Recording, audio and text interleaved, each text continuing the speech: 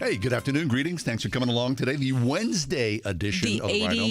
81-degree edition. Shoo-wee. It is a beautiful day. Holy moly. The It leaves is are falling. such a beautiful day. But it's too warm for October, isn't it? No, right. it's never too I warm like for it. October. I love it. But, people are going, oh, I need my, pumpkin spice cider or whatever. But you can't have pumpkin spice cider on a 81 degree. You'd be all sweaty. Have your pumpkin spice cider in November. What's the big deal? Shoo-wee. Okay, listen to this. Tell me. I was taking my car to the shop, and I had to kill some time. And so I went and ate a little luncheon outside, Yeah. and it was so beautiful. Okay? After I'm done eating the luncheon, I walk. You have to walk in the restaurant to go out to leave. Sure. There are all these people eating inside. And I thought, I wanted to go up to each table and say, excuse me, why are you eating? You realize that winter's coming, right? You People- get yourself outside. Get yourself outside. Were you the only one sitting outside? Hopefully No, not. I bet there were 10 of us outside, but I bet there were easily 4 times that many inside. People would say, well, there's bugs out there. I don't want to get, there might be a stink bug in my ham for crying sandwich. out And, loud. that'd be a bug kill. Right? Forget it. There was not a single bug. Or, because you can get what if there was some sort of dirt in your dip? Something like that. First off, that Right. would be upsetting. Right. But there was no dirt. First of all, I had no dip. What'd you have? I had a salad with salmon on it. Mm-hmm. Okay. So what if you had something some debris, next to your fish? There's a little debris in my Pull fish. it here, off. You know? You're the one who covers yourself in bug spray nightly. I'm just I don't saying- think you're too concerned about debris. I'm just putting myself, in the, the seat inside. Why I would choose not to go outside? Because it might be too hot. I'm eating my sandwich and I'm all it is. sweaty. I think that's probably what it is. It's too hot. For those of us who live without air conditioning, then who cares? I mean, Toughen up, folks. what's the big deal? Toughen up, my fine with friends. it. Indeed. I'm happy. The heck, I'm yeah. happy. Yeah, because the days are dwindling, right? So They you are need dwindling. to get outside as much as possible. Yeah. Anyway. It's also humid, though. I mean, it's not just hot. It's a little humid. Right. The weather update brought to you I'm by just Kathy. saying. It is. Do you ever think you want to be like a weather girl? Or is that probably not appropriate to say anymore? No, I don't think weather girl is socially appropriate now, but thank you. Don't cancel me. Do not In cancel front of me. we're going to put a green screen back there in I our just next had a little studio. blip there. Kathy's the weather. What is she? I'm the She's weather the girl. meteorologist. Right, I'm not What the if you're not the weather girl. meteorologist? The weather woman. What about Kathy what about the weather boy? I'm the debris specialist in your salad. Excuse me, waiter. There's some debris in my salmon. Oh my gosh! Hey, the Ride Home is streaming live on YouTube at The Word Pittsburgh. If you'd like to watch the show, The word. Mm-hmm. The word look, Pittsburgh. you and I are dressed. We never talk about what we're going to wear. Thank goodness, because of course we have lives. We look like Easter eggs today. Here's the problem. I walked in today and saw myself, and I thought, oh, I think I just wore the shirt. Oh, that's the shirt he was wearing when we were sprees. Exactly. That's the I'm same sorry. shirt. Then you go, not like I'm monitoring my clothes. See, a girl can't do that. Well, Like if a guy has 5 shirts and he wears them, nobody cares. But if a woman wears that, Right. it's like What's wrong with huge your deal. wardrobe? Yeah, I've got little wings today. It looks like wings very in my nice. shirt So if you want to check out Cass' wings and my, pre-worn and my shirt. humid hair. It's also, Yeah. it's a big hair day, John. Is it a big hair day for you? Every day is this tiny little hair day for me, more and more so. That's what you get if you check out the YouTube, The Word Pittsburgh, and check out my non-hair, Cass Humid Hair, and our fashion choices for the day, ladies and germs. What I say, we looked like Easter eggs today. Yeah. Yes. Okay. All right. Without further ado, as we always do, Kath gets the news stories of the day. So please, Kath, give us the top 4 at 4. Okay. For Wednesday, October 6th, 2021, number 1. The world has gained a new weapon in the war on malaria. Among the oldest known and deadliest of infectious diseases, the first vaccine shown to help prevent the disease. By one estimate, it will save tens of thousands of children each year. According to the New York Times, malaria kills about 500,000 people each year, nearly all of them in sub-Saharan Africa, including 260,000 children under the age of 5. Can you believe that? That's amazing. The World Health Organization endorsed the new vaccine today, the first step in a process that should lead to wide distribution in poor countries. To have a malaria vaccine that is safe, moderately effective, and ready for distribution is a historic event, said Dr. Pedro Alonso, director of the WHO's Global Malaria Program. The vaccine, which is called Mosquirix, is not just a first for malaria. It is, are you ready? The very first vaccine developed for any parasitic disease. Parasites are much more complex than viruses or bacteria. Fabulous news. Number 2. As the abrupt cutoff of foreign funding since the Taliban takeover threatens economic collapse in Afghanistan, risking the lives of many of its citizens along with their livelihoods, a UN agency has come up with a way to keep at least some of the money flowing. I'm reading from today's Washington Post, where they report that the UN Development Program, in a novel temporary fix, but better than nothing, plans this week to take over management from the World Bank of the system that has supplied hundreds of millions of aid dollars for essential health services throughout the country of Afghanistan in recent years, including, get ready for this, paying the salaries of at least 25,000 doctors, nurses, and other workers in thousands of hospitals and clinics who, by the way, since the pullout, have been working for free. Oh my gosh. The payments and other operational support for health services were all halted when the World Bank, along with the IMF, the U.S., Europe, and virtually every other donor and lender, stopped paying the bills on August 15th, the day the Taliban entered Kabul. Number 3. You'll laugh at this. It's not really funny. I don't. Then there's pressure. Several dozen Pittsburgh residents, mostly from the city's Oakland neighborhood, spoke in opposition to a proposed development that would require a zoning amendment. According to the Trib, the proposed 17-acre development called Oakland Crossing would include a neighborhood grocery store, a 25% increase in urban green space, and a pedestrian bridge stretching over the Boulevard of the Allies. The developers are proposing about 1,000 housing units in total.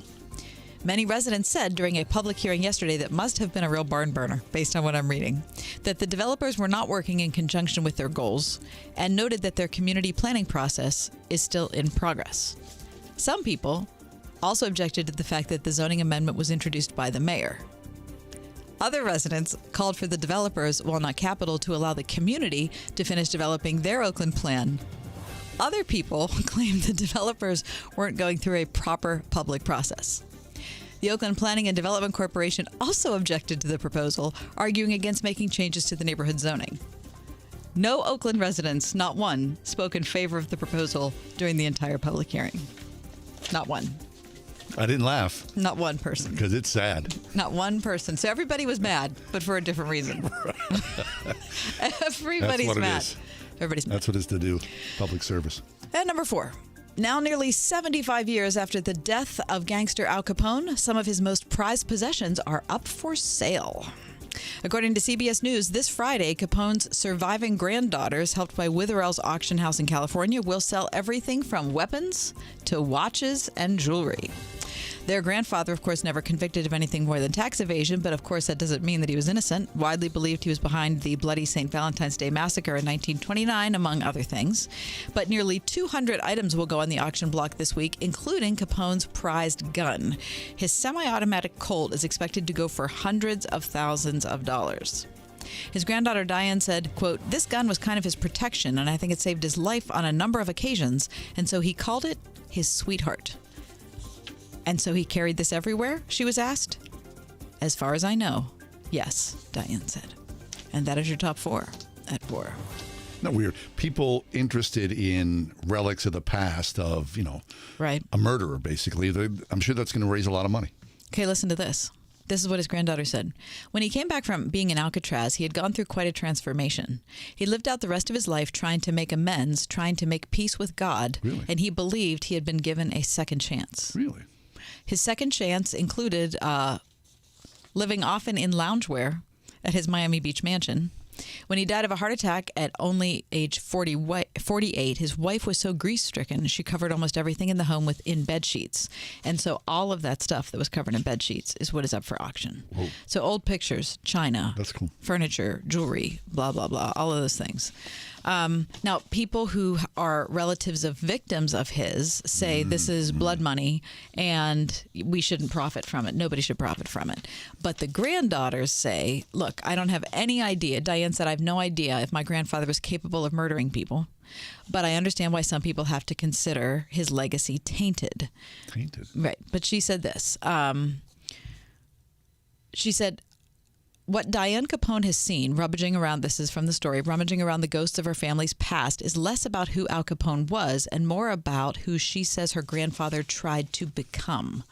Even someone who has been the kind of sinner he might have been, she said. The fact that he could confess and try to make amends before his life ended, that's the kind of hopeful, I think, for all of us. Of course, you can't argue with that, right? The nature of grace in our lives.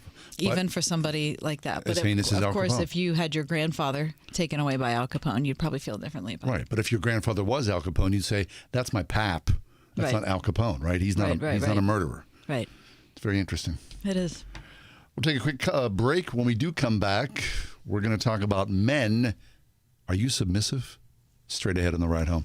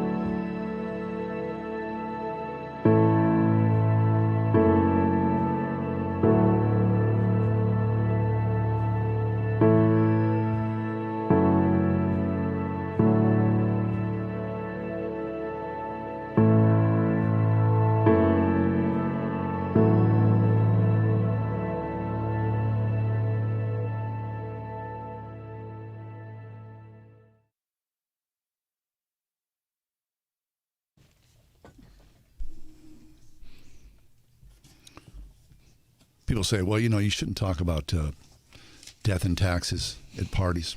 You shouldn't talk about, people's intimacy. Well, one thing you don't want to talk about at parties, it'd be a conversation stopper, is the word submission.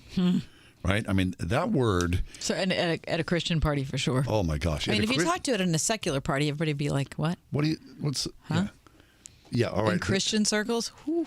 Yeah, if you show up at a party and all your friends are believers and you bring up submission, that divides the crowd pretty quickly, does it not?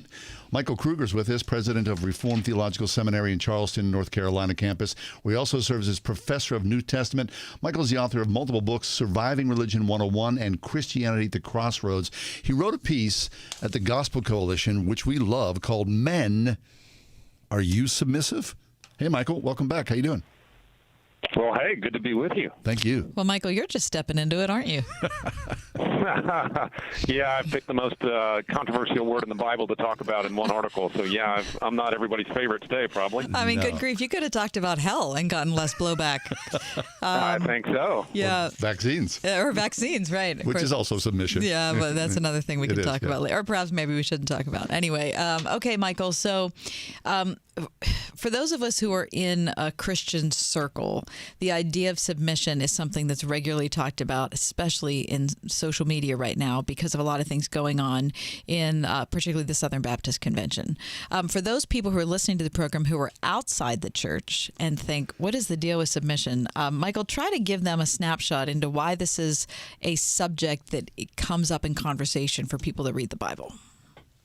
Yeah, so when you read the Bible, you can't avoid the fact that God calls people to submit to whatever authorities are over them and in their life. And the unfortunate thing that I try to address in my article is that usually submission conversations focus on just one passage, which is wives submitting to their husbands. And, of course, we all know how controversial that is in our culture today. And there's a time and a place to dive down into that passage and talk about what it means. But the article I just wrote for the Gospel Coalition was trying to address the reality that hey, that's not the only group that's called to submit to those who are over them. In fact, everybody submits to somebody. And so I point out in this article that all of us at some level are called to submit to those who are over us. And therefore, submission isn't a female virtue, it's a Christian virtue. And that's, I think, a missing dimension in the whole conversation. Right. But a lot of guys would go, and you know this, Michael, I'm not going to submit. I'm the man. I'm the head of it all, right? I'm out there paving the way, so people need to submit to me. No, that's exactly the attitude that's common today. And usually when wives look at their husbands and say, wait a second, you're calling me to submit to you as the person over me, so then why don't you submit to the person that's over you? And so even the husband with that attitude might just forget there's people he should be submitting to. He needs to submit to his boss at work. He needs to submit to his elders at his church. And, certainly this also brings up submission to the government, which Paul plainly calls us to do. So, yeah, there's nobody outside the realm of submission. Everybody submits to somebody. Right.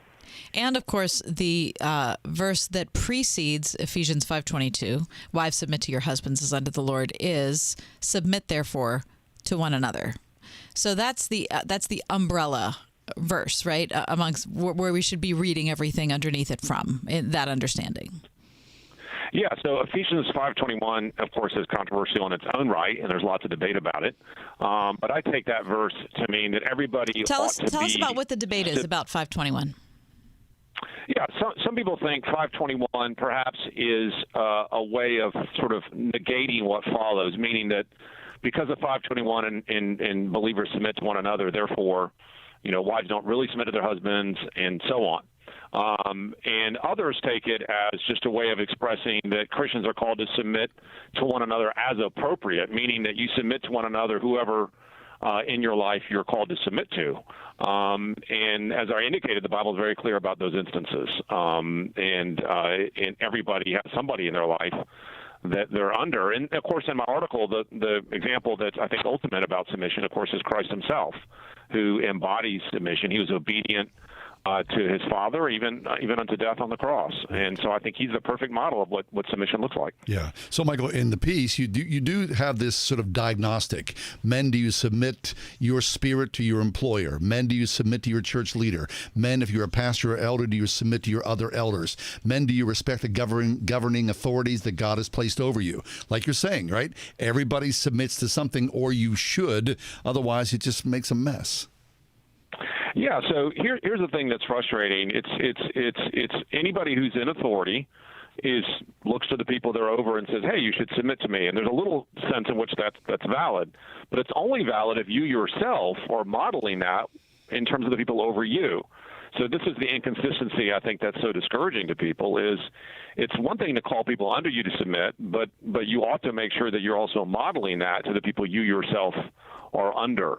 And so the ultimate point of my article is that men ought to be the examples of what it looks to be submissive. So if they do go to their wife and want to talk about wives submitting to their husbands, that's a conversation they can have, but they ought to make sure that they themselves are modeling submission in their own spheres so that they are exemplifying the very thing they're asking someone else to do. So taking the example of the person, whether it's the woman in a marriage or it's someone in an employment situation who is on, let's say, the lowest rung, right? If they're not seeing the next person willing to submit, then it's just a road of discouragement for them. Right. It feels like it's not submission. It feels like it's some kind of, like power game. Yeah, it can feel very disheartening when you're trying your best to submit to the person over you and they're not doing it to the person over them. Mm-hmm. And so one of the points in my article is that can be demoralizing to people. But then the other side is true, too. When you're a leader who submits to the ones over you, it changes the way you treat the ones under you. In other words, if you're a person who submits, then you realize how hard it is. And you realize how weighty it is. You realize how much it takes. And so you are then more gentle and more patient and more understanding to those who are under you. So one of the reasons that people, I think, treat the people under them in a way that's not healthy is because maybe they haven't learned what submission really requires in regard to the people who are over them. And so I think submission changes us. It makes us humble. And it makes us treat people differently even when we're in a position of authority over them. Yes. Michael Kruger is with us from Reformed Theological Seminary in Charlotte, North Carolina. So, Michael, here we are in this really contentious age that we live in.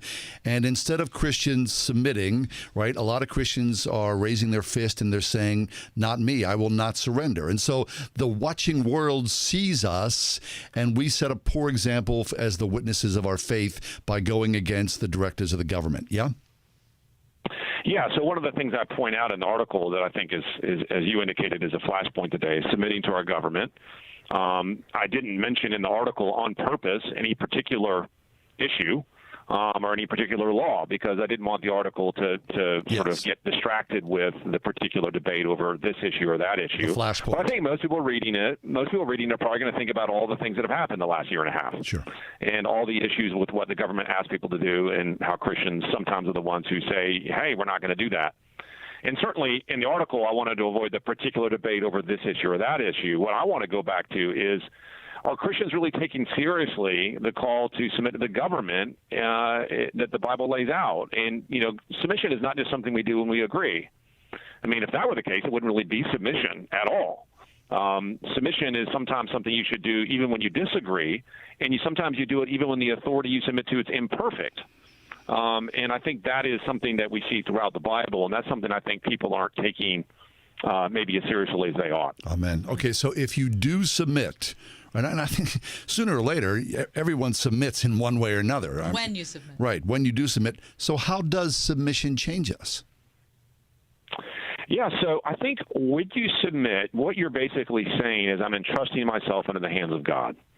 And you are saying, if God has called me to submit to this situation, then I'm going to put myself in his hands. So it increases one's trust in the Lord. You rely on him and not on human strength or human power positions.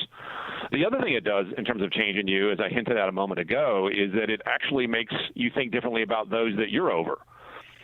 It's easy to throw out commands and throw out orders kind of lightly and frivolously when we don't really register how hard it is to follow sometimes. But if you're a follower, then you realize how hard it is to follow. It's dying to oneself.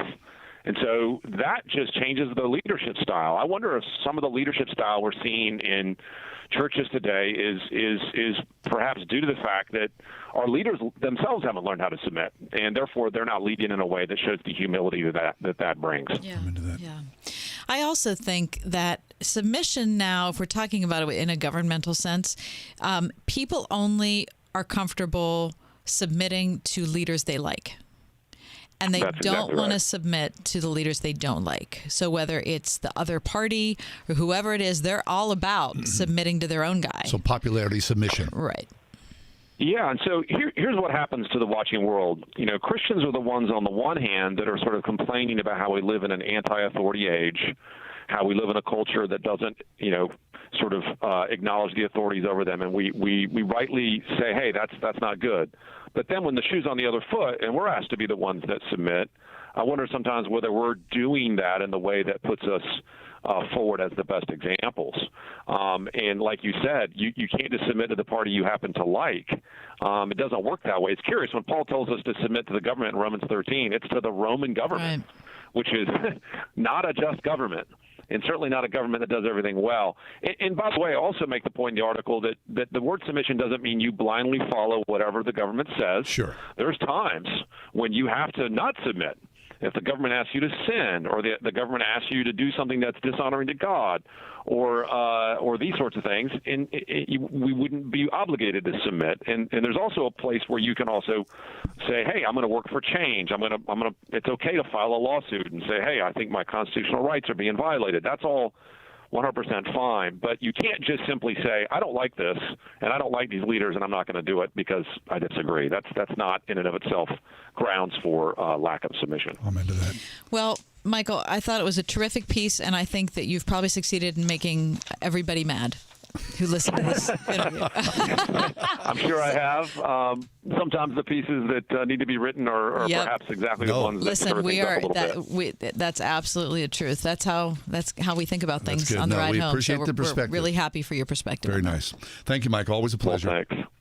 Always great to talk to you both. Thank you. Michael Kruger. The piece is called Men Are You Submissive? Michael's president of Reformed Theological Seminary in Charlotte, North Carolina. He blogs regularly at his blog called Cannon Fodder. Michael Kruger. Take a quick break. Oh, When we big come news. back. Whole different time slot today. Does this make sense? That's next.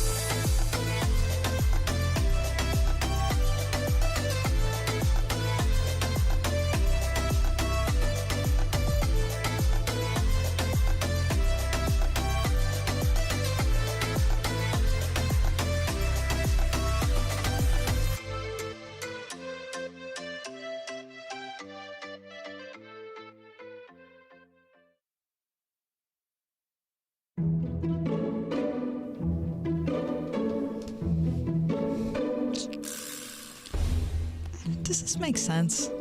Does what make sense? Alice in Wonderland. No, it doesn't make any sense at all. It's National Mad Hatter Day. Oh, really? That's what made me think of it. No. When you were a kid, did someone read Alice in Wonderland to you? No, I read it myself. Okay. Someone read it to me when I was, Did that help? not in the least. I thought, Yeah, right. I love my aunt, but apparently she may be a little tipsy. Yeah. It doesn't make any sense at No. all. How has it become such a classic? I have no idea.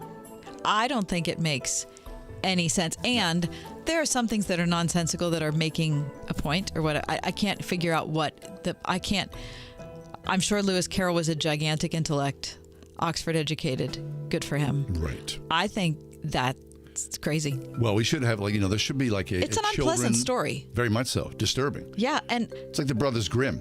I mean, holy smokes. Talk about disturbing. It makes sense.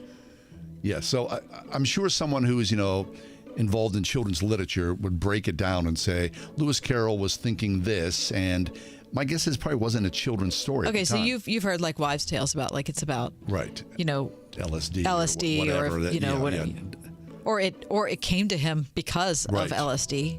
Ate a bad mushroom or something Exactly. like that, right? Exactly. I don't know. It doesn't make any sense. But So how you is don't it? let you have no affection for it. None whatsoever. Me neither. No. Me neither. I saw a play. So did I. I saw the same play. Oh, right. Didn't Yeah. make any sense. Did it? No. You knew going in you were in trouble. Yeah. And then at the end, did you think it was clear? Nope. Not in the least. Not even a little bit. So don't read Alice. How did Alice in to your Wonderland kids. end up to be like one of the Disney princesses? I don't know. Who was okay? All right, does this make sense? The escape room. What is that all about? Look, some dear friends of ours invited us to the escape room Yeah? experience. I did not like it. I was didn't know- confused okay. and vexed the entire time. I just had no idea what was going on, and I let those go. If you're Columbo, go for it and figure. They go, "What do you think, John?" I'd be like, "Let's get out of here. Let's move. I don't understand that craze. It's kind of like that game Clue. I despise that game as well. Yeah. I do. That just goes on far too long. Or generally, I know people love the murder mystery Yep. thing. I don't get it. Are you going to ask me what I think about the escape Oh, room? I'm sorry. Does it make sense? Yes. What, the escape room? And I am upset because I've never done it because I've never had a friend to invite me. So you're lucky, and I'm Wait, not. our good friends invited us. Where were you? Oh, I couldn't go. All of a sudden, I do remember I was invited. I see. So there you go. Anyway, I would love to go. I'm so into it. I am all about it. Someone invite me. I think it's a passing fad. No, You might I'm have into trouble it. finding one.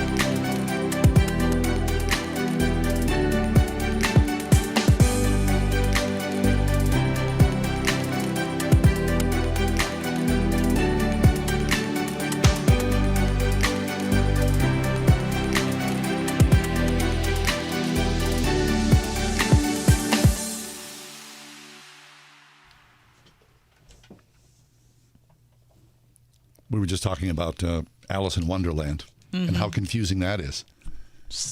Like ridiculously so. Well, what about the Tower of Babel? Speaking of confusion. That's confusing too. Right. I know that could be a pun because the whole thing is supposed to be confusing, but I'm not sure I understand that story. Well, good. I'm glad you don't, because we have a biblical Old Testament scholar with us. Dr. Tremper Longman is with us. He is the distinguished scholar, professor emeritus of biblical studies at Westmont College in Santa Barbara, California, here to speak to us about the Tower of Babel. Hey, Tremper, how you doing? Hey, great, John. Hi, Kathy. Good to hear from you, talk to you Tremper. again. Yeah. Okay. So we're in Genesis 11. Just to kind of set the stage, the flood has just happened, and so the people who the families of Noah's sons are now being scattered across the globe, and now we come to the Tower of Babel, and the 11th chapter of Genesis starts by saying, "Now the whole world had one language and a common speech." So tell us the story and help me to get it. Okay, sure. Yeah, sure. So the story begins, as you say, where the whole world has one language and a common speech. And you might notice in the previous chapters, as judgment has come on sinful people, he has been scattering them. And I would suggest that's not only a punishment, it's a little bit of a redemptive move as well, partly based on the idea that when sinners get together, it doesn't help the sin problem. It only increases it. And but they have decided to come together and build a tower that reaches to the heavens. Now, what seems to be behind this story conceptually is something called a ziggurat, which is a stepped pyramid that they used to build in ancient Babylon. And Babylon's relevant here, of course, because Shinar is another name for Babylon, and then later they're going to talk about naming the city Babel. So they're coming together, and whether it's to be seen as kind of an assault on God, but it's an act of incredible pride as they want to make a name for themselves and want to reverse the scattering and get together. And God looks down and sees this problem, and he then determines to judge them by confusing their languages. And before, when we talked about Cain and Abel, and you can see this in the flood story too, you have this typical four-part structure of these stories, which begins with an account of a sin, followed by a speech by God about how he's going to judge them, and then the execution of the judgment. And typically, though there's an exception in the Tower of Babel story that I want to talk about at some point, why there's an exception, of a token of grace. So God gives Adam and Eve clothing. He gives, he puts a mark on Cain to keep him from violence. He preserves Moses and his family as a token of grace, which indicates that I'm going to continue to work with you. But there's no token of grace in the Tower of Babel story. But I would suggest that part of the grace is shown by the fact that he doesn't completely confuse human language here. He doesn't make it impossible to communicate. He just makes it harder as he divides them up into languages. So, interestingly, the chapter before Genesis 11 is an account of the peoples of the world, the descendants of the sons of Noah, and they're divided up, it says, by their clans within their nations, each with its own language. So even though Genesis 10 comes before Genesis 11, it chronologically should follow, but I think it's being put in Genesis 10, partly because the Tower of Babel story has now set up the call of Abraham in Genesis 12, 1 through 3, which means that, because that's the real token of grace. I think Genesis 1 to 11 has this worldwide perspective. Humans keep sinning. God Yeah, so humans keep sinning, Tremper, and then God steps in, and there's a judgment. There's also, I really appreciate you mentioning that there's a moment of grace in each one of those stories. But you feel like with Genesis chapter 12, which is the call of Abram, that's that's kind of like the next section of Genesis? Absolutely, Kathy. Yeah. And I think it's God addressing the sin problem in a different way, calling Abraham to become a great nation, not only to bring blessing on his descendants, but on all the nations of the world. Right. So then, Tremper, then the idea that God divided us by our language in some way, that's a reaction to our sin, is what you're saying, yes? Yeah. I think the idea is that it inhibits human communication, so that it makes it harder for us to kind of plot against God. I think that's the idea behind it. I think it also kind of shows our limits and our finitude as we struggle to understand each other. But, it's not impossible to understand somebody in another language. It's just really hard. Right. It's very awkward. Okay, but let me ask you another question, Tremper, which is that in the text in the Tower of Babel story, it says, God came to see the city and the tower that men were building. This is verse 6. The Lord said, if as one people speaking the same language, they have begun to do this, then nothing they plan to do will be impossible for them. Come, let us go down and confuse their language so they will not understand each other. So it almost gives the impression to someone who doesn't know what they're talking about, which is me, like God is afraid that his power is going to be infringed on. Like that they're going to be so powerful, I have to go and mix things up. Right. Yeah. I would appeal to the power of storytelling. God is in control. He can confuse their language. So it's not a matter of him not being able to do something that would limit their power. It's very similar, say, to the end of Genesis 3, where God says, "Oh, let us kick them out of Eden, otherwise they're going to eat from the tree of life," kind of thing, as if they ate from the tree of life, they would somehow escape God's judgment. I don't think it's possible for them to escape God's judgment. Right. So it's more, Tremper, like this. We have, and this hopefully is not a surprise to any of us, but I think it deserves saying that us reading this word is intended for every human being, but it was written by someone of a particular culture at a particular time. Yeah. So us being outside of that time period and from a different culture, we have a hard time entering into what this storytelling sounds like. Yeah, exactly. And another aspect or another indication of that is what we might call, what theologians call anthropomorphisms in the text, where God is being described as if he's a big human. That happens throughout Scripture when it talks about God's powerful hand, or but also in these Genesis 1 to 11 stories, God is walking in the garden. He asks, "Where are you, Adam?"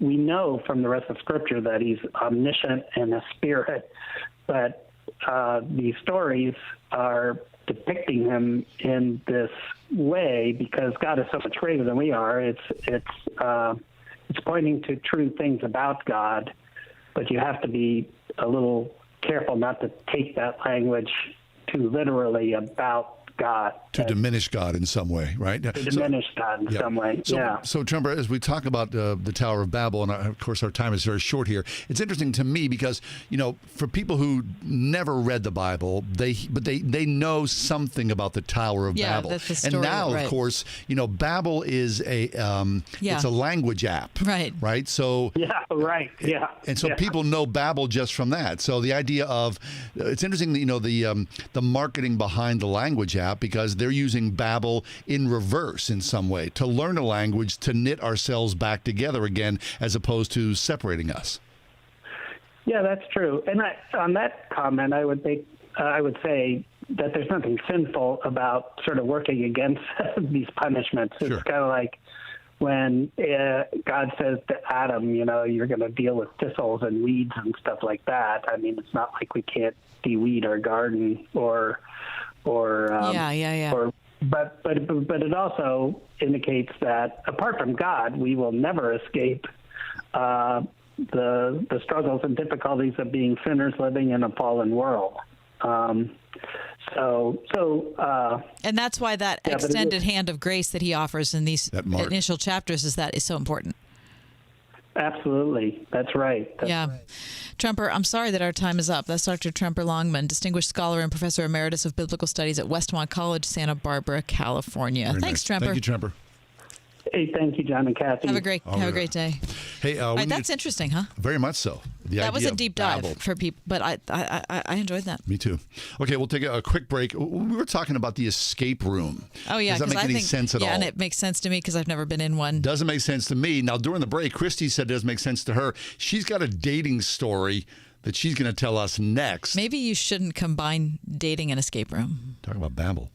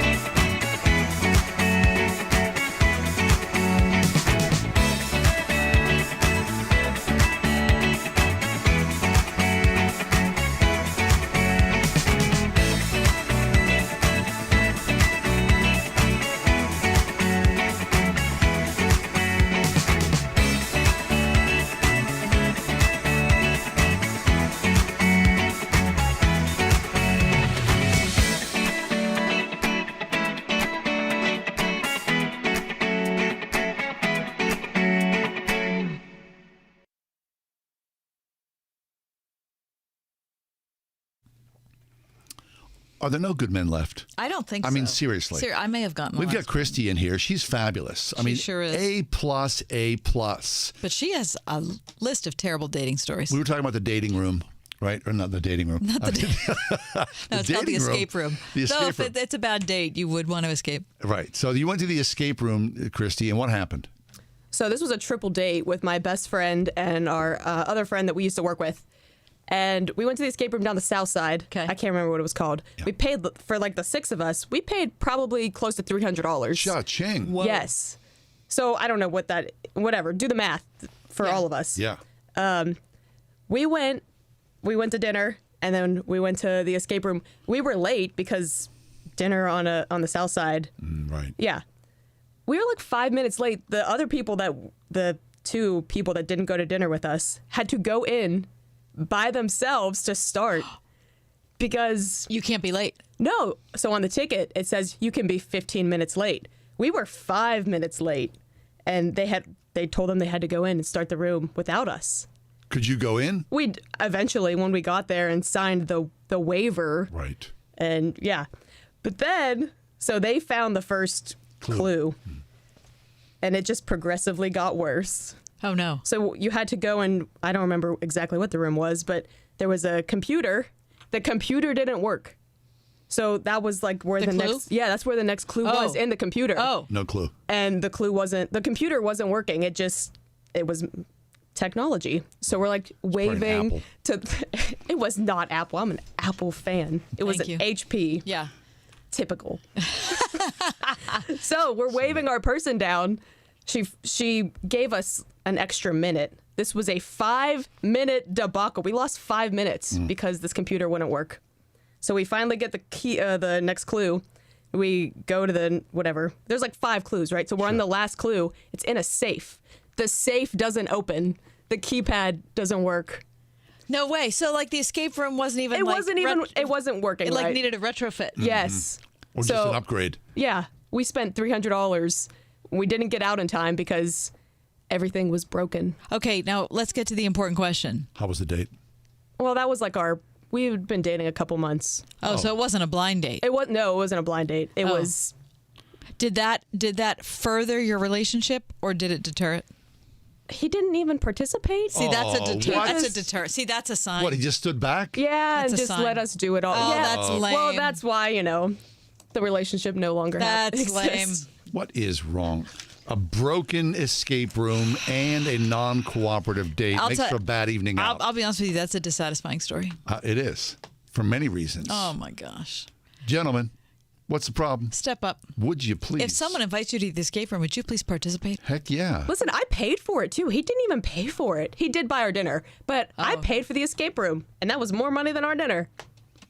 Good riddance, I say. We're moving on. Good riddance to We bad are moving rubbish. on to somebody else. Man, oh man. Okay. Well, I don't know. When I think of like bad dates that I've had, I can't. The worst date. Yeah. No, this is true. My worst date did happen at it. I was going to say it wasn't at an event, but I think it was at an event. I went to a Renaissance fair. Oh, right there is trouble. Out. You guys, Renaissance you fair. guys, to this day, every time I hear the 2 words Renaissance fair, Yeah. I get this sick feeling right here. Did you have like a big piece of turkey leg? No, but there. First of all, it was 120 degrees at the Renaissance fair. And you were right? wearing, did they make you wear a burlap No, cape? no, but people were walking around in burlap capes Mm-hmm. with the turkey leg, which made me want to throw course. up. It was disgusting. And then they were speaking in cheesy, I'm sorry. I know, People, I know. People are making their living. Look, I know. I'm sorry. Hello, welcome to my just lady. can't. How are you today? It's like, oh, please. It was the word, and they're always located far away from where you are. Right. So if you're going, you're going to be there for 8 hours. Right. Or you take your kid. We went to the Renaissance Fair and our kids were little. Please, can we have a sword? The swords were like $36 a sword. We're like, guys, it's 36.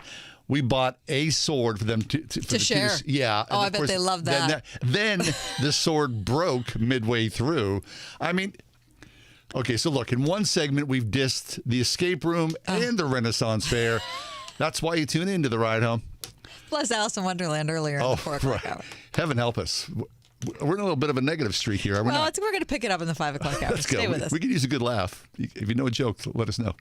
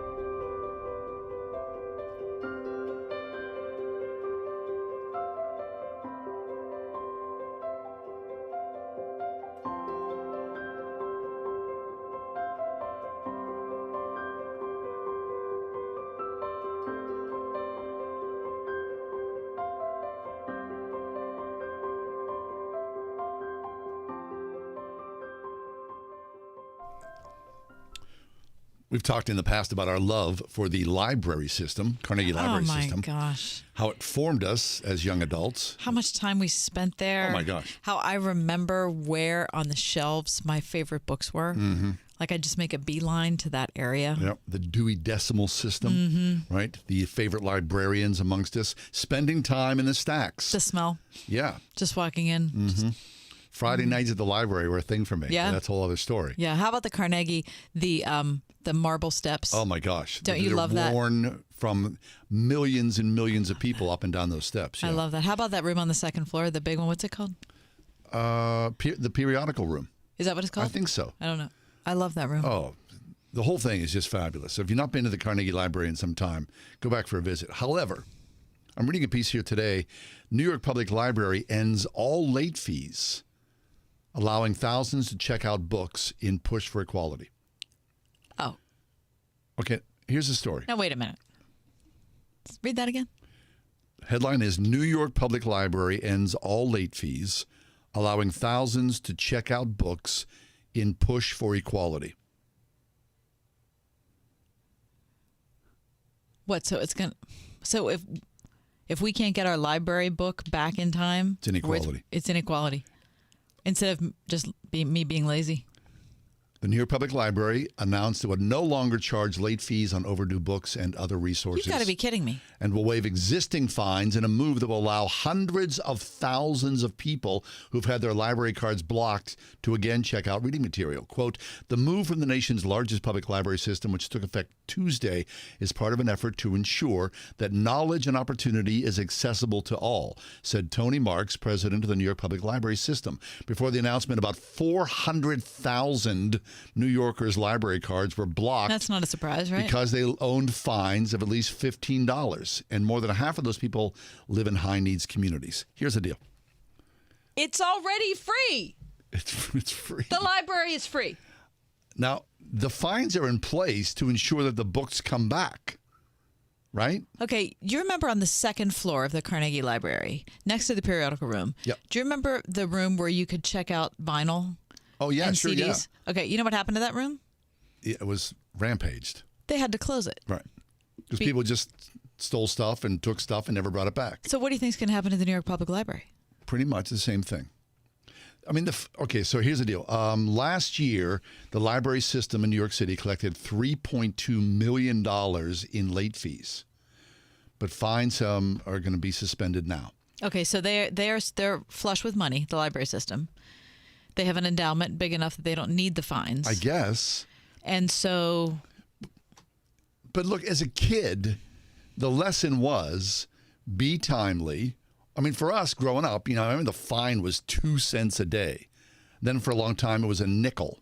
I don't know what the fine is now. I remember it being 10 cents a day. Okay. I don't know what it is now. But the thing was, as a kid, it taught you, hey, there's a limit to how long you can hold on to this book because somebody else wants the book. So bring it back in time so everybody can share it and use it together, right? So now that's gone. That drops the barrier. I don't understand. I hate it. I think it's a horrible idea. I don't understand. And I don't feel, it's not that I don't want underserved communities to take advantage of the library. Of course not. I want everybody to be able to take advantage of the library.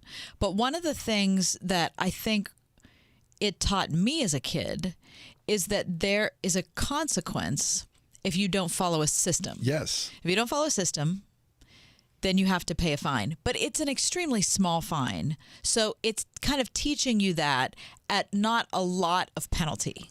It's not like a $300 speeding ticket. It's on a small scale. They're saying if you don't follow the rules, then you have to pay a fine. So now what? You check out a book, the book never comes back. You don't have to pay for the book? Is that part of the deal? Because there's no fine. It's a horrible idea. So there's no consequence. It just taught you responsibility for something that was very precious. And you brought up a good point that I had not thought of, which tells me that probably I'm more selfish than you are. But you realized that as a kid, it was helping you to think that someone else wanted this. And so we're sharing this. Right. We're waiting. everybody in this community is sharing this book. And it's valuable. Right. It's valuable. And so if I don't bring it back, I have to pay a penalty because somebody else wants it. Right. And so You'd think that those would be values, especially today, that we would want to encourage, is that we all need to share this. For the common good, you mean? Right. And so if we're all going to share it, then we have to sacrifice something, which is that I can't keep it for 28 days if the period of time that I've agreed to is 21 days. Right. So I don't understand. What I don't understand is how you frame inequality around not being on time to pay for your library fine. It's That ridiculous. doesn't make any sense to me. That's just a spin on something is. that is ridiculous. In addition to the fact that if you're talking about underserved communities, that's it's insulting to think that people in underserved communities can't bring a library book back. Right. That you can't follow the rules like everybody there else. There are tons of people in underserved communities that follow rules and bring things back and are timely and are responsible people. Yeah. So. Yeah, you're watering down responsibility for what? Political correctness is what it feels like. Again, what's happening? What's going to happen to all your books? Right. Okay. How many books have you taken out of the library and lost? I don't mean we're late paying. I mean lost. Okay. When I was a kid in high school, I was like obsessed with photography. And there used to be like these Time Life books that they were beautiful. They were silver cover, and they sort of like the history of photography, or here is how, proper, exposure. There must have been 20 books. Well, I took out several of those books, and I lost them. All of them? No. I mean, believe me, you can only take out, I think, 3 at a time. Oh, okay. I lost those books, and they were valuable books. And the library was like, you lost these books. So I paid for these books. I think, as a kid, they were, I bet you, I'm not sure what the price was, but I think they were $60 a book. Anyway, my mom passed away. We were going through her boxes. I found those books like 30 years after the fact. That's a lot of fine. 30 years after the fact, I found those books. And so I was like, there they are. I brought them back to the Swissvale Public Library. They were like, well, thanks, but we don't even have those books in circulation anymore. Nobody cares about your simple books. Right.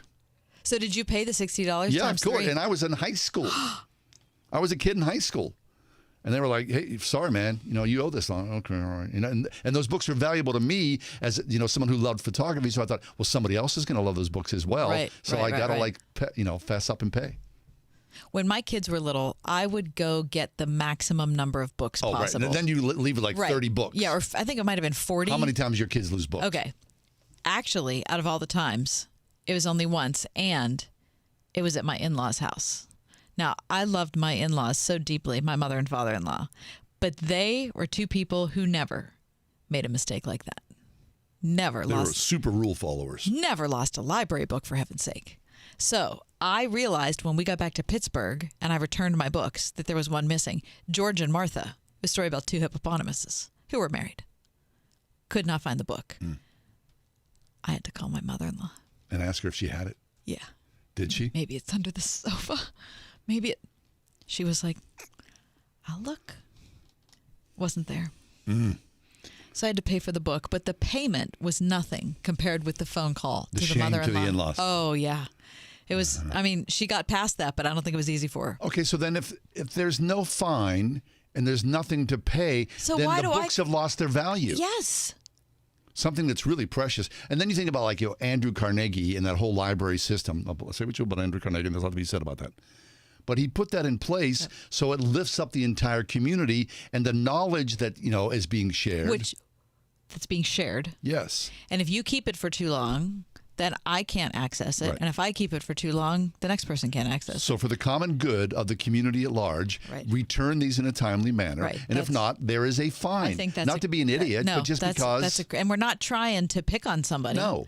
And we're not trying to say, well, because you're in an underserved community, No, you should be it's able not to an do issue of something different. equality. That's not. I don't It's an buy it at issue all. of us taking care of each other. I believe that's true. Do you want to know the fine for Carnegie Library? Tell me. 30 cents a day. 30 cents. On children's materials, it's 20 cents a day. So George and Martha, the hippopotamuses that I lost, still accruing. Oh, we would No, lose. it's not still accruing. I paid for it, okay? Right. I never did find it. Yeah, I'm thinking it's 2 cents a day. Yeah, how old are you? We reached a certain age. Hey. Of course, when they come in to bulldoze my first floor, Yeah. I bet they find George and Martha. Oh, Well, then you just keep it for your grandkids. Or I'll take it in and they'll be like, that's not in circulation either, ma'am. All right. Let's take a quick break. When we do come back, Dean Weaver is with us. Yesterday we spent some time talking about our first memory. Earliest spiritual memory. Yes. I think Dean may have a little something for us when we come back with that. We'll pick up that thread from yesterday's show. It's the ride home.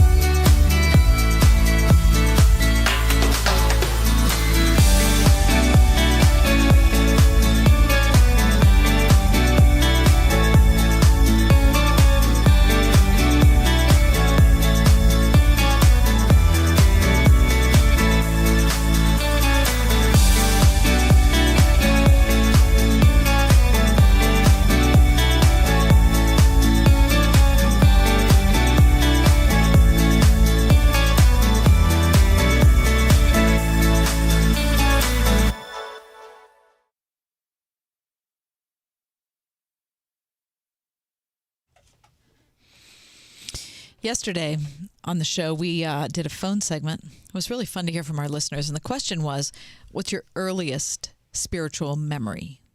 Like the thing that happened to you when you were youngest that you think was like your first connection to God or something like that. We heard a ton of really interesting stories. I told about my story of growing up at Memorial Park Church in Allison Park, and Easter Sunday when I was 7 years old, I thought this was the day I was going to, make it official. Accept Jesus into my heart, except that I expected a trumpet, some kind of fanfare, I don't know, confetti or something. Little parade. Real disappointment when I was greeted with silence. Anyway, but we heard a bunch of stories, people approaching it from different directions. Yep. And so we're excited to have Dean Weaver back on the show today. Dean is the former pastor at that church, Memorial Park Presbyterian, though he wasn't there when I was 7, of course. He is now the stated clerk of the Evangelical Presbyterian Church, and he's co-founder and former president of EduNations. Dean, welcome back. Thank you, Kathy. And I may be old, but I'm not that old. Right. And had I been your pastor at the time, I would have gladly provided trumpets and fanfare for you. So I lament the fact that was not your experience. That's okay. That's okay. Well, moving forward, we all expect that. Yeah. I certainly learned what it was about. Yeah. So, Dean, you yourself, when you look back, here you are, you've been a pastor for decades. Was there an experience, a memory, whether it was, waiting for Jesus to enter into your heart and worrying about it, or sending a self-addressed stamped envelope to someone looking for a tract. I mean, what was your memory? Do you have one? Yeah, I mean, I grew up in the church, John. So, I mean, like, in my church that I grew up in didn't have evangelical language to talk about Jesus as your personal Lord and Savior and accepting him into your heart and those kind of things. That was not the language of the church I grew up in. So, I don't have any, I have memories of Mrs. Alton, my Sunday school teacher, teaching me the stories of Jesus and all of that. But I will tell you two stories real quick. One is kind of, I hope, a little humorous. It kind of points to the fact that I was at least paying attention to see if what was going on was actually really real. And the other is when I actually accepted Christ. That was at age 14. But if you rewind the tape a little earlier, back to when I'm like maybe 5 or 6, it was a Sunday morning. I was sitting in the Weaver family appointed pew, which was always Dad, Mom, brother, me in descending order. And I looked down the pew, and my dad wasn't there, and that was highly unusual. And I said to Mom, "Where's Dad?" And she shushed me. And the service began, and he wasn't ushering. He wasn't in the choir loft. He was nowhere to be seen. I was concerned. I leaned back to my mother, and she shushed me a second time. And then as we get into the service, the pastor who was up in the pulpit stopped as he was about ready to read the 10 Commandments from Exodus, and he had a dramatic pause, and then this voice came booming out from above the choir loft, "Thou shalt have no other gods before me." And it was very dramatic because obviously it was not the pastor's voice. It was coming from up above everybody, and it was like God had just spoken from above the choir loft. Yeah. And I remember at age 6 leaning over at my mom and said, "Hey, Mom, God sounds an awful lot like Dad." That's awesome. And she shushed me again. So but I remember thinking at an early age, like, so God is a father. I should expect to hear him speak when I'm in church, and why would that be so dramatic and surprising if that were to occur? Like, that was one of those early seeds that was kind of planted in me. When I'm 14 years old and I'm at summer camp, and again, the camp that I went to was run by my denomination at that time, which again didn't use that kind of language. But what they didn't realize in a moment and lapse of judgment is they hired a bunch of Young Life people to run the camp. And so we were at a campfire at night, and someone presented the gospel, and it was like I'd never heard it for the first time. Yeah. And you kind of have this memory of, oh yeah, God actually does speak to you. Like that actually does happen. And we had the 20 minutes of silence, and the guy presenting said something to the effect of, if you have other relationships that are messed up and not right, you've got to get the first relationship right before the other relationships can get right. And your first relationship was the God who made you and loved you and died for you. His name is Jesus. And you need to take some time to get into a relationship with him before you have any chance of the other relationships ever being anything close to being healthy. And I remember thinking, wow, I've got some really messed up relationships. I better get that one right. And my prayer was a real simple prayer, and it was, God, if you're real, then come into my life and make yourself known to me. Come into my life. And, it was emotional. There wasn't trumpets, Kathy, but there was a deep sense of emotions that I had known at that moment that everything I grew up with was just church, and knew about God, what now was real. And I knew him now, not in my head. I knew him in my heart, and I knew that what I knew about him was actually true, and that truth was now taking up residence in me. And, I was a 14-year-old kid, and I had this profound sense of, I think something has just changed in me. Now, it didn't change overnight, didn't change all at once. All my relationships didn't clean up, and I'm still working on a lot of them. But the living God entered me on that day, or I acknowledged and realized that he had entered me on that day, and made all of my other relationships from that time forward very, very different. So No trumpets, but definitely 20 minutes of silence at a campfire, and I knew he was real. Fabulous. And so, Dean, those two stories, right, formative. They made you in many ways the person that you are. Yeah, absolutely. And if you think about it, all of our stories, even the ones that we've kind of long since forgotten or are we think are insignificant, they all form and shape us.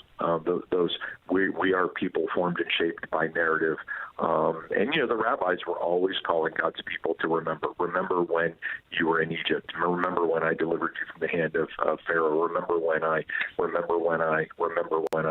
There's always this calling back on how God has worked in our lives and brought us out and brought us to where we are, that has formed and shaped us as his people.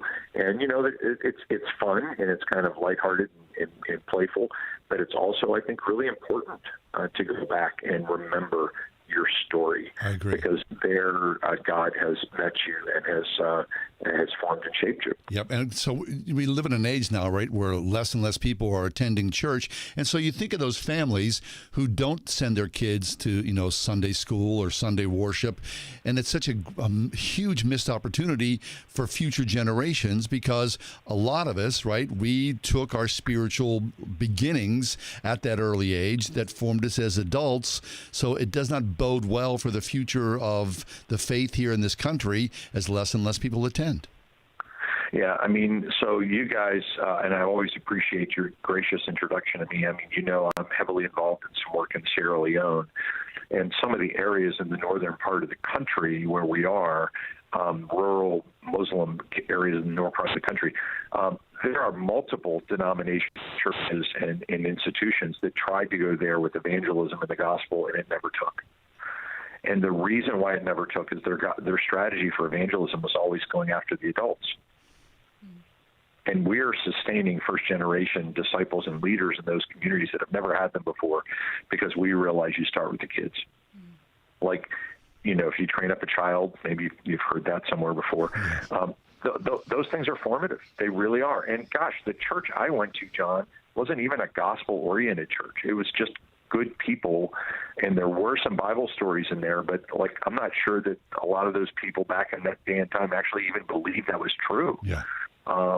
But the discipline, being in the house of God, and God was faithful and showed up even when, I had pastors who were preaching silliness. God still was there and had his hand on me and used that formative time growing up in that church, because they were good people and there were good rhythms and there were good practices, and there were things that were there so that when the gospel did come to me, I was actually ready to receive it. Yeah. That's good. Reverend Dr. Dean Weaver's with us, stated clerk of the Evangelical Presbyterian Church, also co-founder and former president of EduNations. Dean, one thing that was a through line in the stories we heard yesterday were a bunch of people talking about them being a kid and an adult in the church telling them something that was true, like not treating them like they were an insignificant child, but actually talking to them seriously about spiritual things. And right.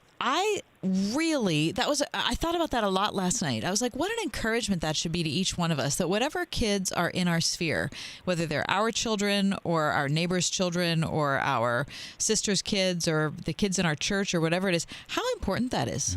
To really talk to a 4-year-old like they're a co-heir of the gospel. I can name the names, Kathy. I can name the names. It's Lanny Reed. It's Mark Carberry. It's Steve Jansen. It's like I could go down Roy Keita. I can go down the list of the names who, during coffee hour, and I'm a kid grabbing coffee and putting copious amounts of sugar in it to try to make it tolerable because I was a kid. And they didn't laugh at me. They didn't belittle me. They welcomed me. They talked to me. They entertained my questions. They were there for me. This goes to one of the 5 major pillars that David Kinnaman writes about in his book, Faith for Exiles. He talks about the 5 things necessary for building resilient disciples in the next generation, and one of them is intergenerational fellowship. Interesting. Yeah. You must have the young ones with the old ones. The old ones need it. The young ones need it. We all need it. That's And so good. it was the way of the synagogue. It was the way of the temple. It was the way of our churches growing up. And today we've got, children's ministries over here and youth ministries over here. We've got all these things siloed and separated. And because we're only kind of willing to give God, 1 hour a week, and we're not all sitting together in church. We're not all actually experiencing those same things together. And those time-honored and true principles, which is intergenerational. And I'm not just making this up. And Kinnaman just didn't pull this out of nowhere. There's tons and tons of data that suggests that if you don't have your kids in those kind of intergenerational situations, it will untether them from their faith. It just does. Boy, that's a great Sure is. encouragement and a warning as well, Dean. So thanks so much for that. Yep, absolutely. Our pleasure. Dean Weaver, stated clerk of the Evangelical Presbyterian Church. Dean, always a pleasure. Safe travels to you. We need to step away, take a quick break. But when we come back, you ever meet someone who was lifted in some way, who had something that was undefinable, a special light? I met somebody like that on Saturday. I want to talk to you about that next. It's The Ride Home.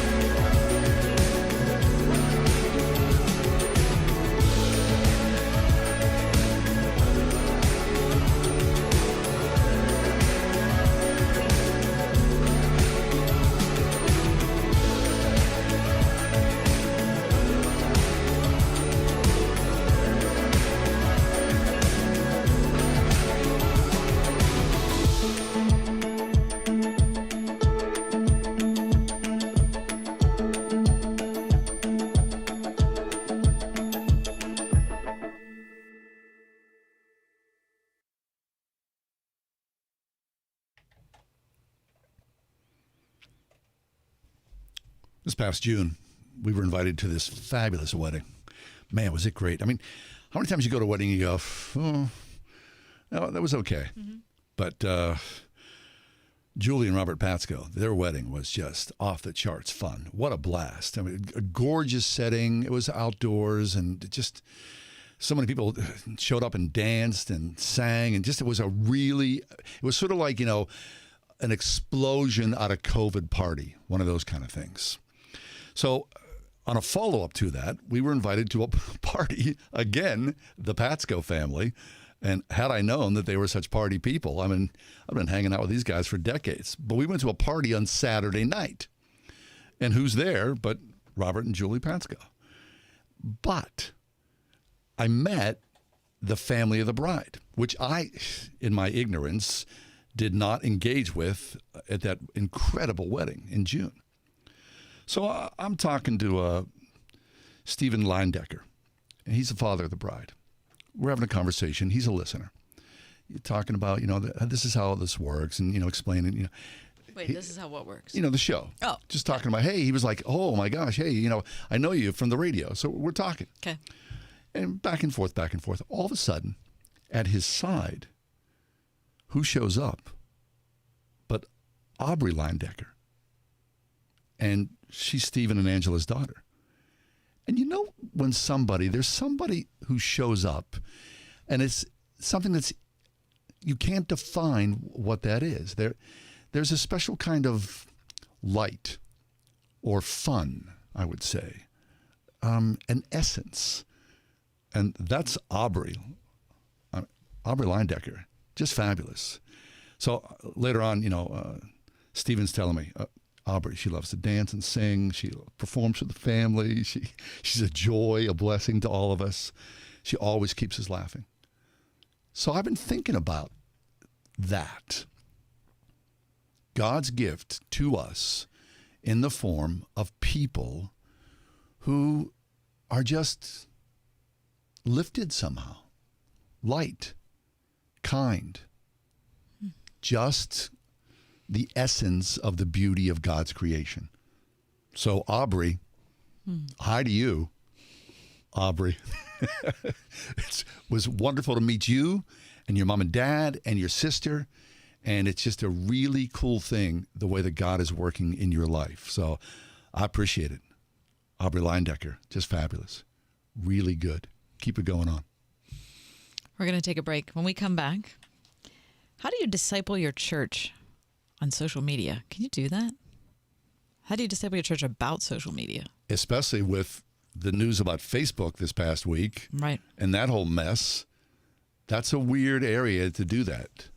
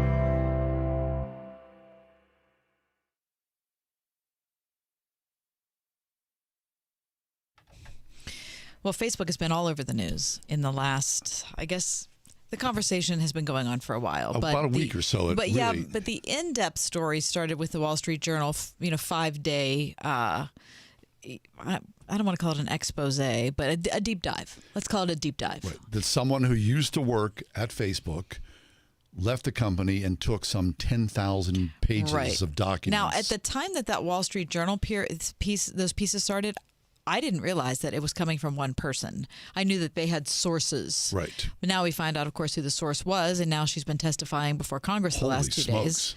Isn't that something, the speed at which something happens? I know. Right? There she is on Thursday in the Wall Street Journal, and then on Sunday night there's a 60-minute piece, and then the following day she's testifying before Congress about Facebook. Right. It gives you pause, doesn't it? I mean, it does, and especially, we all, it's not a surprise to anybody who's involved in social media that the people who are running the social media are doing what they can to keep you on the social media, right? Like, I think we all figured that out. Yeah. But what her testimony brought out that was particularly damning is that the company knew how polarizing and hurtful it was to the self-images, especially of young girls, and actually upped their efforts to keep the polarization going, keeping young girls engaged so that they could increase their profits. To young girls, to the nation as a whole, Right. to, upset the apple cart of politics, which we've all been part of. Eugene Park is with us. Eugene's associate pastor of True North Church in Palo Alto, California, host of a podcast we love called Off the Pulpit. Hey, Eugene, how you doing? Hey, good to see you guys. Yeah. Okay, so this is something, right? Again, like none of us are surprised that social media is addictive and that, they want us to stay on longer than we should stay on, and that we do end up staying on, and we're doom scrolling when we should be in bed. Like, we know all that stuff. But this current testimony that we're hearing, that's a targeted attack from the people who are running the company to those of us who are using it. Yeah? Yeah, sorry, I joined a little bit late, but it sounds like you're talking about the leaks or recently. Yeah, I do think it's alarming, but not surprising. And I don't think we should be surprised. Like, it's not something that is, oh my goodness, this came out of the woods. I think even if you are parents, even as parents of young children, 3 and 2, who can operate an iPhone much smoother than my grandparents or my parents can, is alarming, right? And I do think, though, one side of it is, I do think, although it's alarming, I think the way that it is being handled on a governmental level, on a congressional level, also just shows the huge gap in the actual knowledge and wisdom of how to deal with social media. And it's almost a reflection, I think, of the church, too, in how we can handle social media as disciples and the church. Yeah. Okay, so then, Eugene, there you are, pastor. And I'm sure many in your congregation are just engaged as you and I are, and Kath. So how do you disciple your congregants on the effectiveness of social media? Yeah, I don't have an answer. I think it's a conversation that we need to start having a little bit more. I do think that there was a binary in how we responded to social media and how it can still kind of be pigeonholed, that whether it's good or bad, whether they're toxic effects or just, hey, let's use it as a blessing. But the thing is, with almost anything kind of in the world, there's a huge gray area. Even the fact that we're talking, that was a connection made through social media. Yeah, and I think one thing, especially as a pastor in Silicon Valley, and it's interesting having people at my church coding these things, and maybe even coding certain lines that make it more an algorithm of addiction, that they struggle with this too. And I think if it's just, hey, this is bad, it doesn't really put forth some wisdom. So I think the bigger question, I guess the bigger step back that we need is, how do we view social media as a whole? I think that's a question that needs to be asked with the church, because I think the binary response, whether, hey, mega church, the rise and fall of Mars Hill did a really good job of documenting this the last episode, that it can be used just for kind of pure spectacle. The other side is just, hey, let's just disregard it all and like fast it forever. I think there's a healthy medium to be had, just given our current moment. Yeah. So if we are going to try to avoid that binary assessment, good or bad, in social media, which I think you're wise to do that, because in just watching, and this happens in congressional testimony all the time, regardless of what the issue is, all of a sudden now, Facebook is the reason for every bad thing we've done. Right. So whatever I've done, I'm going to blame on Facebook. Whatever you've done, I'm going to blame on Facebook. The whole dissolution of America, we're going to blame now we're going to blame everything on Facebook. Well, Facebook is a mirror of who we are. It's like we get mad at who our politicians are, except the reason we have those politicians because we're the ones. I mean, we are the pool from which our politicians come. So we don't like our politicians. We don't like us. So anyway, I think that it's easy to just put all again, it's our longing to say that the evil's out there. It's over there. It's in that person. It's in that organization. It's harder to say it's in us. And Facebook's just revealing it to us. No, I think that's exactly well put, Kathy. I don't know if you guys are familiar with the show Black Mirror. A little darker. Oh, yeah. I've never seen that. Yeah. And it's a little darker. Basically, it's a show on technology and just kind of the effects and dangerous side effects of it. And my friend actually wrote a really good piece, I think on the Gospel Coalition a really long time ago, about how, look, Black Mirror, every episode isn't about the danger of technology. It's about the mirror that it shows within our own soul. That the reason you're scrolling is because there's something not satisfied in you that maybe you haven't fully turned to God. The reason why a lot of men, turn to porn at night on their computers with much more access and even women than ever before isn't just, we can't just blame the technology advancing. There's also this innate evil, as you said, sinful desire in all of us.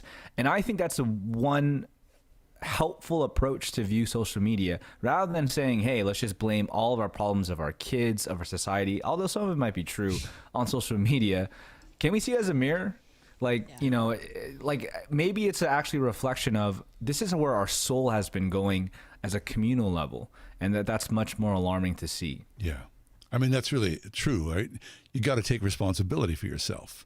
We just can't say, oh, it's the boogeyman in the corner that made me do it, right? I mean, it's a matter of, being a good parent, learning a skill set. Hopefully your parents pass that along to you. So when it's time for you to raise your kids, you've got that in mind. But it's just not, it's not them. It's really what you're saying, Eugene. It's us. Yeah, no, I think you put it better than I could. And I think one thing that we can do, because in essence, a lot of the younger generation, even younger than myself, mainly Gen Z, they're living in this isn't a question of whether we should do it or not anymore. It is a part of our lives, and that is a reality that we're going to have to face. It's not going away.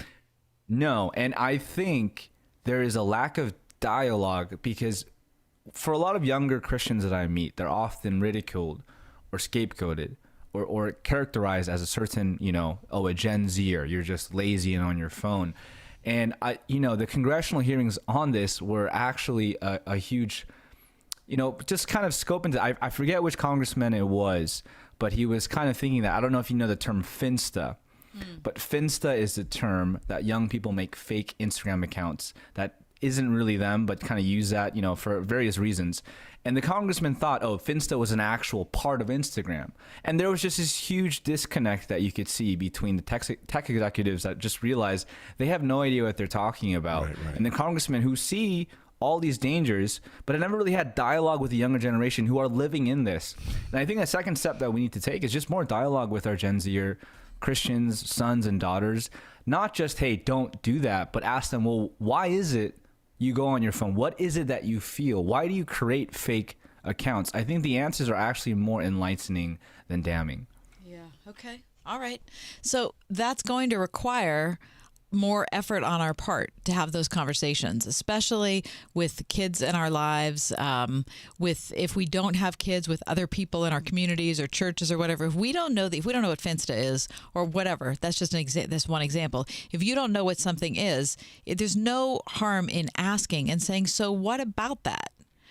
So why do you do that? What do you like about that? Without being judgy, and that's so weird that you do that, without giving that kind of moral judgment to it, just going to somebody, a kid, and saying, so why do you like that? But you know what? People would say, well, if I don't have kids who are that, Gen Z age or grandkids, it doesn't really affect me, so why should I care? Yeah, but it affects everybody. Does it really affect everybody? Yes, I think it does affect everybody, because I think that what this is showing us is that social media is impacting the whole culture that we live in. Yeah, I believe you had the author of Breaking the Social Media Prism on. Great author. Yep. I love that book. And I think that book is, I wish every millennial, Gen X, and Boomer Christian could read that book. because I think it accurately kind of depicts what social media has become. It is not a pastime that people use to just kind of get away from their lives. It's an identity formational process. That's dangerous, you know. Yeah. But again, there's some good to be aided in that, because with Instagram, with Facebook, even, the Gospel Coalition, Desiring God, these publications, without the use of these mediums, they couldn't help form the identities of others across the screen. Right. So it's just a give and take with everything. And look, if you don't have kids, or, we're a body. I think Paul calls us to be a family, and that insinuates that every Christian in your local church, there are for sure younger Christians in your pews. Yeah. And I think it's paramount for the body, not just for yourself. I understand. Even for me, I'm 30 years old, and I am way past all these new trends coming up. And I'm not asking everyone to, just, hey, know what TikTok's going on, what songs are hit, and what dances are. I can't even do that. But having conversations just about how these younger Christians are dealing with, because I think social media, again, is more of a symptom than the actual problem itself, if that makes sense. It does make sense. It does. That's really good. Thanks, Eugene. Hey, before you leave us, talk to us for a second about Off the Pulpit. Yeah, we just have a lot of interviews coming up. A great pastor and author even about this is a pastor by the name of John Mark Comer in Portland. Sure. He wrote a great book called Ruthless Elimination of a Hurry. We're actually having him on next week to talk about his new book, Live No Lies. So if you are interested in that, we have a great conversation. So we'd love for you to listen on. Just tune in our podcast. Excellent. Well, thanks for being a part of this conversation, Eugene. Good to see you again. Of course. Good to see you guys. Mm-hmm. Always a pleasure. Yeah. Eugene Park, Associate Pastor of True North Church in Palo Alto, California, host of a podcast called Off the Pulpit. Hey, have you heard the story about the guy missing, looking for himself?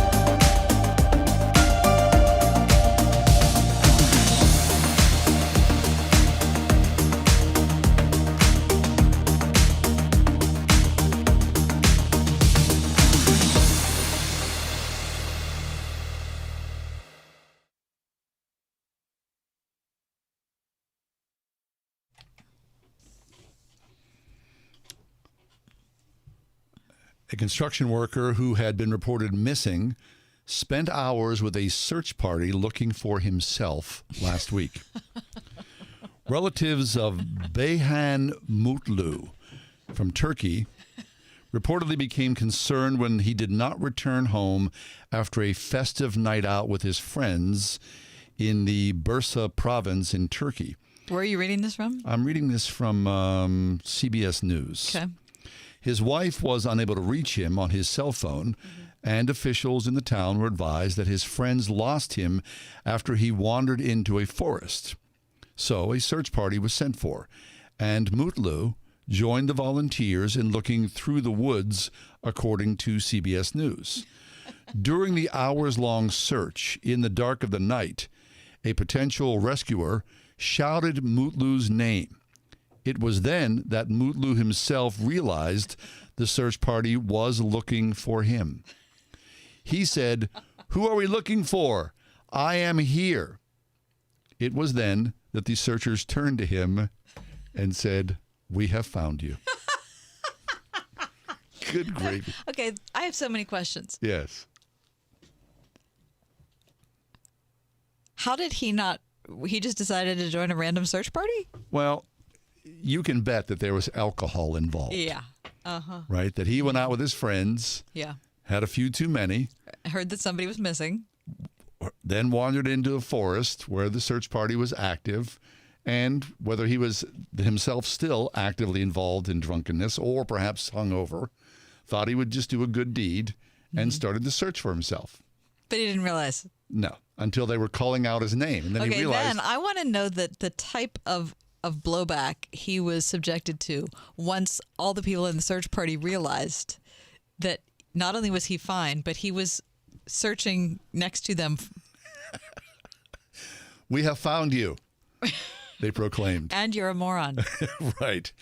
Yes. I don't know. That's good. I like that story, John. Yes. That could be my favorite story of the day. I don't know. I like it. You can't make these Mutlu. things up, can you? Mutlu? Yes. Yes. Mutlu, where Yeah. are you?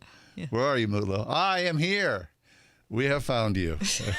And can we all go to bed now? Please. Moot. Hey, we podcast, right? On You YouTube. Pick your platform. It's all over. You can Yep. also watch the video on YouTube. Very nice. The Word Pittsburgh. The word Pittsburgh. Thanks for being with us. As always, have yourself a restful evening. We'll see you tomorrow, God willing.